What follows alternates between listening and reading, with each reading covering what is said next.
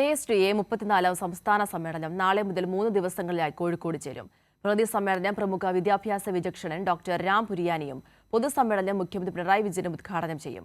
Teachers brigade launching മുഖ്യമന്ത്രി നിർവഹിക്കും. 14 ജില്ലകളിൽ നിന്നായി 750 പ്രതിനിധികളാണ് KSTA 34 സംസ്ഥാന സമ്മേളനത്തിൽ പങ്കെടുക്കുക. സമ്മേളനത്തിന്റെ ഭാഗമായി വിവിധ പരിപാടികൾ നടന്നുവരുന്നു. സമുദ്ര ഓഡിറ്റോറിയത്തിലെ K ബാലകൃഷ്ണൻ നമ്പ്യാർ നഗറിൽ വെള്ളിയാഴ്ച പ്രതിനിധി സമ്മേളനം ആരംഭിക്കും. പ്രമുഖ വിദ്യാഭ്യാസ വിചക്ഷണൻ ഡോക്ടർ രാം പുരിയാനി ഉദ്ഘാടനം ചെയ്യും.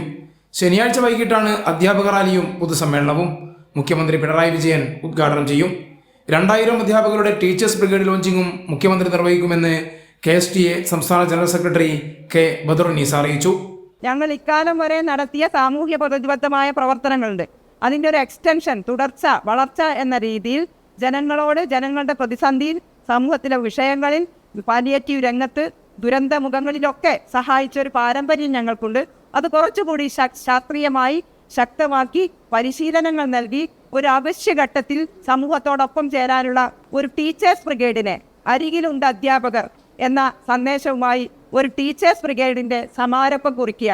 മന്ത്രിമാരായ KN Balagopal, PM Muhammad Riyas, V Sivankutty, AK Saseendran എന്നിവർ വിവിധ സെഷനുകളിൽ സംസാരിക്കും.